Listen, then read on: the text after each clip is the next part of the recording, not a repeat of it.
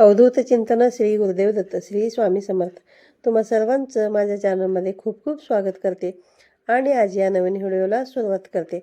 आजच्या या व्हिडिओमध्ये आपण पाहणार आहोत की घटस्थापनेच्या दिवशी आपल्याला आपल्या घरातील जे देव आहेत ते कसे स्थापन करायचे आहेत, त्याचबरोबर कोणते देव आहेत त्यांना नागवेलीच्या पानावरती बसवायचे नाही आहे. हिंदू धर्मामधील बघा सर्वात मोठ्या सणांपैकी एक सण म्हणजेच शारदीय नवरात्री. हा सण देशभरामध्ये अगदी मोठ्या थाटामाटात साजरा केला जातो. दरवर्षी नवरात्रीची स्थापना ही अश्विन महिन्याच्या शुक्ल पक्षाच्या प्रतिपदा तिथीला केली जाते. या काळामध्ये 9 दिवस देवी दुर्गेच्या 9 विविध रूपांची पूजा केली जाते.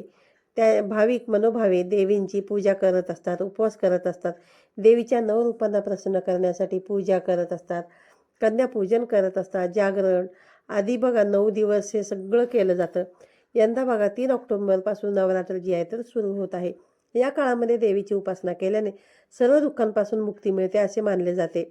धार्मिक मान्यतेनुसार नवरात्रीच्या काळामध्ये देवी तत्व हे जागृत असते. त्यामुळे दुर्गादेवी कोणत्या ना कोणत्या स्वरूपात पृथ्वीवरती असते. त्यामुळे या दिवसामध्ये दुर्गा पूजेला विशेष असे महत्त्व आहे.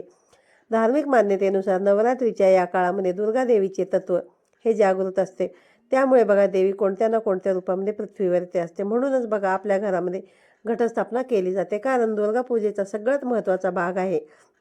बघा ज्या दिवशी घटस्थापना केली जाते त्या दिवशी एक अखंड दिवा प्रज्वलित केला जातो. 9 दिवस हा दिवा देवीसाठी ठेवला जातो आणि देवी जी आहे ती घटी बसलेली असते. म्हणजे 2 जोड्या विड्याच्या पानावरती देवी घटी बसते. मग देवीला आपल्याला हलवता येत नाही. या 9 दिवसांमध्ये देवीची आपल्याला कोरडी देवपूजा करावी लागते. मग आता देवी जर घटी बसलेली असेल, म्हणजेच आपल्या देवालयातील देवीची मूर्ती म्हणा किंवा टाक असेल तर टाक किंवा फोटो आपण घटस्थापनेच्या पूजेमध्ये ठेवत असतो. मग त्याला आपल्याला हलवता येत नाही. पण बघा आपल्या देवघरामध्ये बाकीचे इतरही देवी देवतांचे फोटो मूर्त्या असतात. देवीला बघा 2 जोड विड्याच्या पानावरती घट बसवलं जातं. मग अशा वेळेस घटस्थापनेच्या दिवशी देवघरातील देव आपल्याला विड्याच्या पानावरती स्थापित करायचे असतात. तर बघा देवघरातील देव आपल्याला कशा प्रकारे स्थापित करायचे आहेत आणि कोणत्या देवाची बघा आपल्याला चुकून ही नागवेलीच्या पानावरती स्थापना करायची नाही, याविषयीची संपूर्ण माहिती मी आजच्या व्हिडिओमधून तुम्हाला शेअर करणार आहे. त्यामुळे व्हिडिओ शेवटपर्यंत पहा. चॅनलवरती नवीन असाल तर चॅनलला नक्की सबस्क्राईब करा आणि असेच नवनवीन आणि माहितीपूर्ण व्हिडिओ पाहण्यासाठी बेल आयकॉनला सुद्धा प्रेस करा. म्हणजे जेव्हा कधी माझे नवीन व्हिडिओ येतील तेव्हा सर्वात अगोदर माझे नोटिफिकेशन तुम्हाला मिळतील आणि तुमचा एकही व्हिडिओ जो आहे तो तुम्ही मिस करणार नाही. बघा यंदा 3 ऑक्टोबरपासून नवरात्रीला सुरुवात होत आहे. अश्विन शुद्ध प्रतिपदेपासून नवमीपर्यंत नवरात्र उत्सव साजरा होत असतो. कुलदेवीची स्थापना यावेळी केली जाते. काही जणांकडे देवीची मूर्ती प्रतिष्ठापित करत असतात. काही जणांकडे देवीचा फोटो घटस्थापनेमध्ये ठेवला जातो. बऱ्याच जणांकडे मूर्ती असेल तर या मूर्तीवरती किंवा टाकावरती अभिषेक केला जातो. हा अभिषेक करत असताना तुम्ही श्री सुक्ताचं पठण करू शकता किंवा नवार्णव मंत्राचं देखील पठण करू शकता.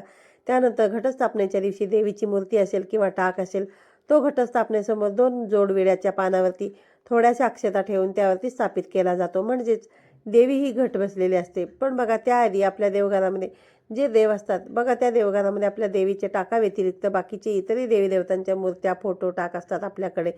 नवरात्रीला 9 दिवसांमध्ये त्यांच्याकडे देखील आपल्याला दुर्लक्ष करायचं नाही. म्हणून बघा काही नियमांचं पालन जे आहे ते आपल्याला करायचं आहे. तर बघा नवरात्रीच्या 9 दिवशी आपल्याला ब्रह्ममुहूर्तावरच उठायचं आहे. नवरात्रीचे 9 दिवस अतिशय शुभ असतात. जसं मी सांगितलं की तुम्हाला देवीमध्ये हे देवी जागृत असते. त्यामुळे 9 दिवस तुम्हाला पहाटे लवकर उठायचं आहे. घराची स्वच्छता करून घ्यायचं आहे. घरासमोर अंगण स्वच्छ झाडून तुम्हाला तिथे नवरात्रीच्या 9 दिवसामध्ये हळदीच्या पाण्याने सडा टाकायचा आहे. त्यानंतर तुम्हाला अंघोळ झाली की रोजच्या रोज बघा उंबरठ्यावरती तुम्हाला हळदीचं लेपनसुद्धा करायचं आहे. त्यानंतरच नवरात्रीच्या दिवशी तुम्हाला घटस्थापना देखील करायची आहे, जर तुमच्या घरी करत असतील तर. पण बघा त्याआधी तुम्हाला देवघरातील देवांची पंचोपचारी पूजा करायची असते. बघा आपापल्या प्रथेनुसार आणि परंपरेनुसारच तुम्हाला देव जे आहेत ते स्थापित करायचे असतात. काही जणांच्या घरामध्ये घटस्थापना झाल्यानंतरच देव आहे ते घटी बसतात आणि काही जणांच्या घरामध्ये घटस्थापनेमध्ये फक्त देवीची मूर्ती किंवा टाक जो आहे तो घटीमध्ये बसवला जातो. इतर देवी देवतांची रोजच्या रोज पूजा केली जाते. त्यांच्यावरती पंचोपचार होतात. म्हणजेच काय तर बघा 5 प्रकारचे उपचार ज्यामध्ये देवांना अंघोळ, गंध, अक्षता, फुलं, धूप, दीप, आरती, नैवेद्य हे सगळं अर्पण केलं जातं. पण हे जे देव आहेत ते नवरात्रीच्या दिवसामध्ये तुम्हाला विड्याच्या पानावरती स्थापित करायचे असतात. आणि बघा ज्यांच्या घरामध्ये घटस्थापनेच्या दिवशी देवी घटी बसल्यानंतर देवघरामधील देवही घटी बसत असतील त्यांनी देखील त्यांचे जे देव आहेत ते विड्याच्या पानावरती स्थापित करायचे असतात. तर ते कसे? बघा, देवपूजा करत असताना तुम्हाला काय करायचं आहे की देवघरामध्ये एक वस्त्र तुम्हाला अंतरायचं आहे आणि वस्त्र अंतरल्यानंतर तुम्हाला त्याच्यावरती विड्याच्या 2 पानं ठेवायची आहेत. सगळ्यात पहिला जो मान आहे तो श्री गणेशांचा असतो. त्यामुळे देवांना आंघोळ घातल्यानंतर विड्याच्या पानावरती थोड्याशा अक्षता ठेवायच्या आहेत आणि सगळ्यात अगोदर तुम्हाला गणपतींची प्राणप्रतिष्ठा देवाऱ्यामध्ये करायची आहे. त्यानंतर जे बाकीचे देव असतील त्यांच्यासाठी देखील तुम्हाला विड्याची पानं ठेवायची आहेत. यासोबतच बघा, देवघरातील देवांचे जे फोटो आहेत ते देखील विड्याच्या पानावरती ठेवले जातात. तर ते फोटो देखील तुम्हाला स्वच्छ पुसून घ्यायचे आहेत आणि विड्याच्या पानाचं आसन तुम्हाला फोटोला, मूर्तीला द्यायचे आहे. आणि बघा, ज्यांच्या घरामध्ये देव हलवले जातात रोजच्या रोज हे देव जे 2 विड्याची पानं आहेत ते देवांच्या खाली ठेवायचे आहेत. आणि बघा, ज्यांच्या घरी नवरात्रीमध्ये देव हलवले जात नाहीत त्यांनी पहिल्या दिवशी म्हणजेच नवरात्रीच्या पहिल्या दिवशी विड्याची पाने देवांच्या मूर्तीच्या खाली ठेवायची आहेत. जसं सांगितलं त्या पद्धतीने 2 विड्याची पानं तुम्हाला घ्यायची आहेत, ज्याला आपण खाऊची पानं, नागवेलीची पानं म्हणतो. आणि त्याच्यावरती तुम्हाला अक्षता टाकायची आहे. त्याच्यावरती देवांच्या मूर्तीची स्थापना करायची आहे. तर बघा, सगळ्यात पहिली मूर्ती झाली ही गणेशांची आपण स्थापन केलेली आहे. त्यानंतर तुमच्या देवाऱ्यामध्ये जी मूर्ती असेल, ज्यामध्ये बघा लक्ष्मी देवीची मूर्ती असेल किंवा बाळकृष्णाची मूर्ती असेल, देवी अन्नपूर्णेची मूर्ती असेल, यासोबतच बघा इतर देवी देवता जसं की विठ्ठल रुक्माईची मूर्ती असू शकते. त्यानंतर तुमच्या घरामध्ये जर गायीची मूर्ती असेल तर या सर्व देवी देवतांना तुम्हाला विड्याच्या 2 पानावरती स्थापित करायचं आहे. आणि बघा, या घटस्थापनेमध्ये आपण जो देवीचा टाक किंवा मूर्ती किंवा जे फोटो ठेवलेला असतो त्याच्या खाली देखील आपल्याला 2 विड्याच्या पानांचं आसन देऊनच त्याच्यावरती देवीचा टाक जो आहे तो स्थापित करायचा आहे. पण बघा, देवाऱ्यामध्ये अशी एक मूर्ती असते, तिला आपल्याला चुकूनही या नवरात्रीच्या काळामध्ये विड्याच्या पानांचं आसन द्यायचं नाही. तर मग बघा, ती मूर्ती तुम्हाला कशा प्रकारे स्थापित करायची आहे आणि बघा त्या मूर्तीखाली तुम्हाला कोणतं आसन द्यायचं आहे. आपल्या देवघरामध्ये बघा पंचदेवांना अतिशय महत्त्व आहे, ज्यामध्ये बघा श्री गणेशांची मूर्ती येते, त्यासोबतच बाळकृष्णांची मूर्ती येते आणि माता अन्नपूर्णेची मूर्ती येते, देवी लक्ष्मीची मूर्ती येते आणि सगळ्यात महत्त्वाचं म्हणजे आपल्या घरामध्ये बघा, म्हणजेच आपल्या देवघरामध्ये महादेवांची पिंड देखील असते. तर महादेवाच्या पिंडीला तुम्हाला घटस्थापनेच्या दिवशी चुकूनही नागवेलीच्या पानावरती स्थापित करायचं नाही. ही गोष्ट तुम्हाला लक्षात ठेवायची आहे. तर मग तुम्हाला महादेवीच्या पिंडीला कशावरती स्थापित करायचं आहे? तर बघा, महादेवाच्या पिंडीच्या खाली तुम्हाला काय करायचं आहे, एका बेलपत्राचं आसन घ्यायचं आहे आणि त्या बेलपत्राच्या आसनावरती महादेवांची पिंड जी आहे ती तुम्हाला स्थापित करायची आहे. कारण बघा, विड्याची पानं म्हणजेच महादेवांची कधीही स्थापना केली जात नाही. महादेव हे नेहमी बेलपत्राच्या वरती स्थापित केले जातात. म्हणून ही चूक तुम्हाला जी आहे तर ती करायची नाही.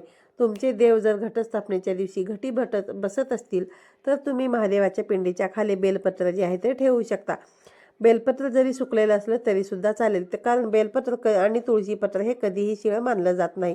बघा, अगदी त्याच प्रकारे ते बेलपत्र सुकून जरी गेलं तरी 9 दिवस तुमचे महादेवाची जी पिंड आहे ती त्या बेलपत्राखाली राहील आणि इतर देवी देवतांच्या मूर्त्या ज्या आहेत त्या विड्याच्या पानावरती तुम्हाला स्थापित करायच्या आहेत.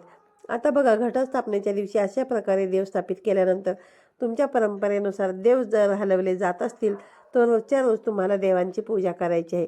ज्यांच्या घरामध्ये देव हलवले जात नाहीत त्यांनी देवांची कोरडी पूजा करायची आहे, ज्यामध्ये दुरूनच त्यांना हळदी, कुंकू, अक्षता, फुलं अर्पण करायची आहेत.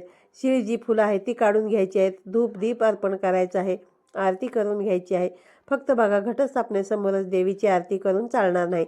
तुम्हाला तुमच्या बाकीच्या देवाऱ्यातील देवांची देखील रोजच्या रोज पूजा करायची आहे आणि देवीचा जो टाक आहे तो मात्र तुम्हाला आडवा ठेवायचा आहे. कारण देवी ही जी आहे ती 9 दिवसांमध्ये निद्रिस्त असते. त्यामुळे विड्याच्या पानावरती तुम्हाला देवीला निद्रिस्त ठेवायचं आहे. बघा, 9व्या दिवशी किंवा दसऱ्याच्या दिवशी देवीला घंटानाद करून उठवलं जातं, म्हणजेच जागं केलं जातं. याचबरोबर बघा, आजचा व्हिडिओ मी तुम्हाला या व्हिडिओमध्ये जितकं शक्य होईल तितकं माहिती सांगण्याचा प्रयत्न केलेला आहे. व्हिडिओ आवडला असल्यास व्हिडिओला लाईक करा, शेअर करा. पुन्हा भेटूया अशाच एका नवीन आणि माहितीपूर्ण व्हिडिओमध्ये. तोपर्यंत सर्वांना श्री स्वामी समर्थ.